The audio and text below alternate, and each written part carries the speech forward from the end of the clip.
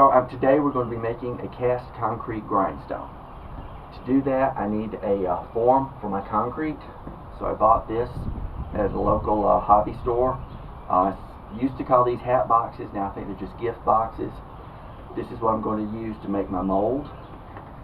I don't need the lid. Maybe I can use that for some other project in the future.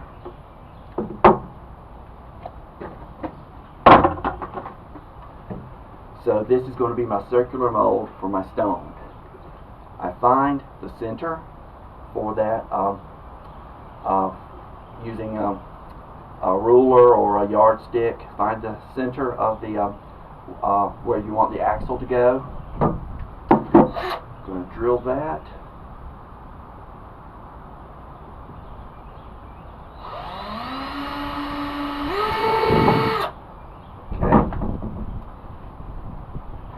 Now, for an axle, I found this at my local hardware store. It's a stake for, corner post or something, marking off your garden or something. It's 1.5 inches by 1.5 inches. So that's the perfect area to make my axle. I'm going to use about 3 inches of this, cut it off, and then once I've done that, once I've cut off the 3 inches, I'll drill the center, and that's what I've already done here. I want to make my wheel about 2.5 inches, my grindstone about 2.5 inches wide. So I made this a little bigger, like 3 inches. Found the center, drilled it with about 1/8 of an inch drill bit, countersunk it with about a 3/8 inch drill bit, just maybe 1/4 of an inch in, so I get a good tight fit for my screw. I'm using these wood screws. It's a good idea to drill it in and out a couple of times to make sure it goes in easily. So all I do is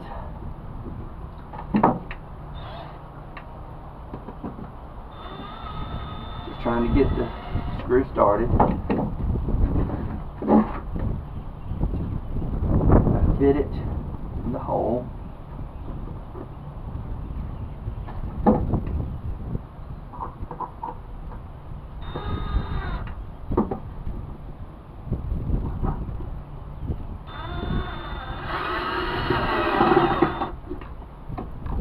Now, so it won't go all the way through and touch my hand. I've got a little extra allowance here.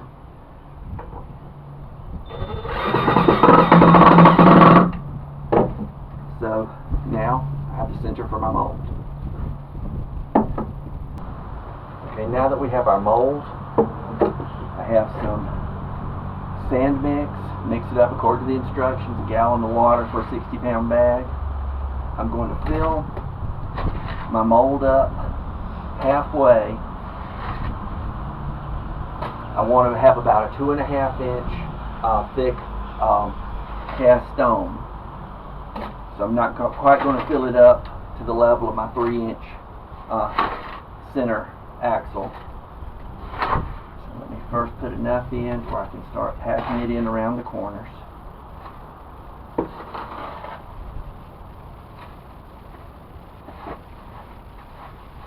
You need to pack it very tightly in the corners, pack it tightly to try to keep air pockets out. Okay, now that I'm about halfway up with it, I've taken these nylon mesh. This came from a garden fence. You can also use the kind that come with bags of oranges, bags of potatoes. Just nylon mesh.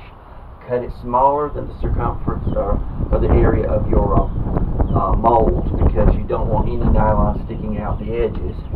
This is to prevent cracking, kind of reinforce the concrete. So I just press that down. Once I'm about halfway through placing my concrete in, I take a second mesh here and put it in at a slight angle to the first one I put in. And now, essentially what I'm going to do is bury that in the center, and hopefully that will help. Cracking can still be a problem. It's a good idea once we have this completed to put it somewhere in a shady, damp place, maybe a basement. Keep a damp cloth over it give it 2 to 3 weeks cure before removing it, and then we will build the frame for our grindstone.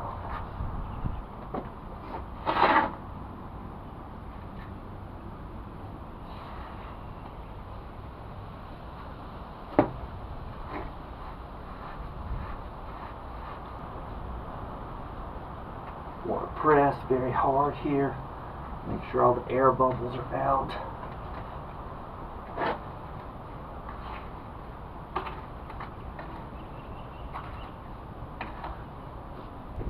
Lift it, drop it a couple of times.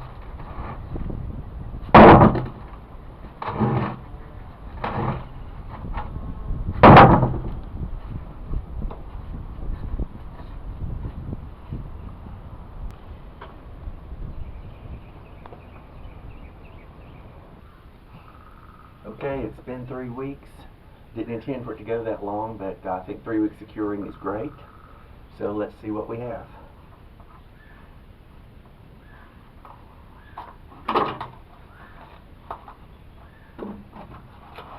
Actually, this cardboard has held some moisture in, so it does look like it may even need a little more time to dry out.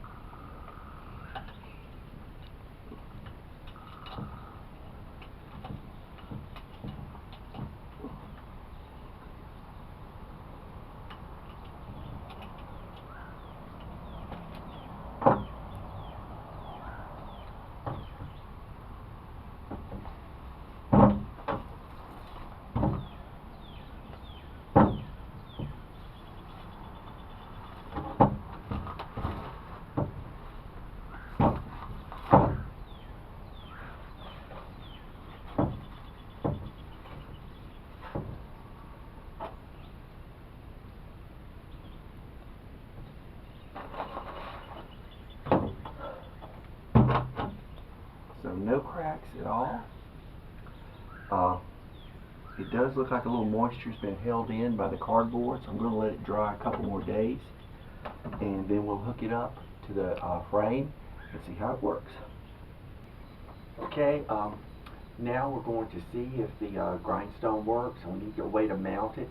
I don't have some antique mounting assembly, so let me start with, I took 2 4-foot 2x4s, cut off a couple of 4-inch pieces to use as spacers to allow for my 2.5 3-inch grindstone. For bearings, I didn't have any pillow blocks to use, so what I'm using is I cut off about 1.5 inches of 1x1 angle iron, and I sawed in some divots here for it to fit into, and that's where the shaft of my grindstone is going to go. So this arrangement here will fit on 2 regular straight chairs. Alright, now for you to see my wheel assembly. Here's my concrete cast wheel. I used the wooden block that I cast it on. It was from a few days ago. Drilled a hole in it, 3/4 inch. I'm using a 4-inch pipe nipple, a 3-inch pipe nipple, and an 8-inch is my long pipe nipple. Drilled a 3/4 inch hole through the wooden block. That wasn't quite enough for the outside of the 1/2 inch pipe, so I reamed a little extra using a hand reamer to get just enough snugness. You want it to be snug enough to where it rotates the wheel, but not loose enough to where it rotates within the wheel.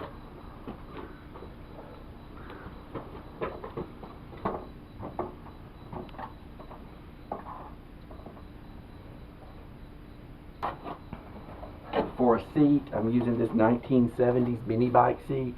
You can use a tractor seat, a lawnmower seat, or make a seat of your own.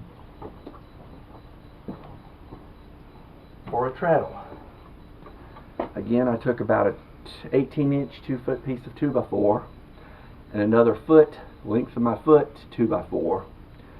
I used a strap hinge from the hardware store for my up and down.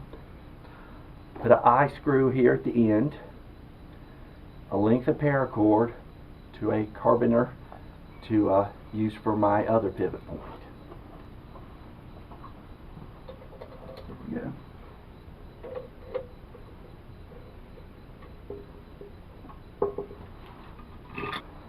Now I'm using some grease.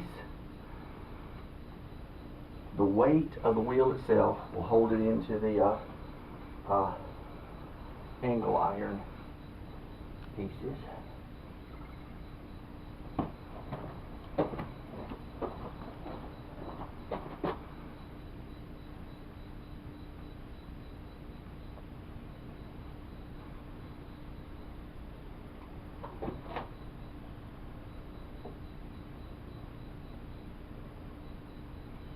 Okay, ideally, if you look at an old-fashioned grindstone, they have some sort of trough for the stone to for you to wet the stone, or some sort of little dripping cup up top to drip on here. I just like to, before I use it, spray the stone down with some water.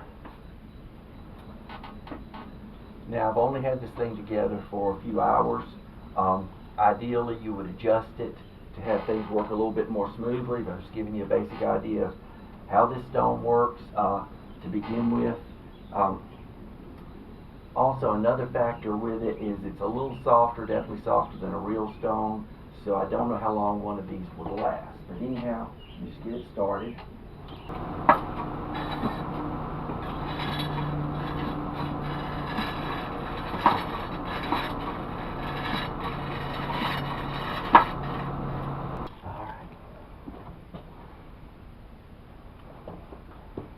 Okay, this is about a 12-inch cast stone.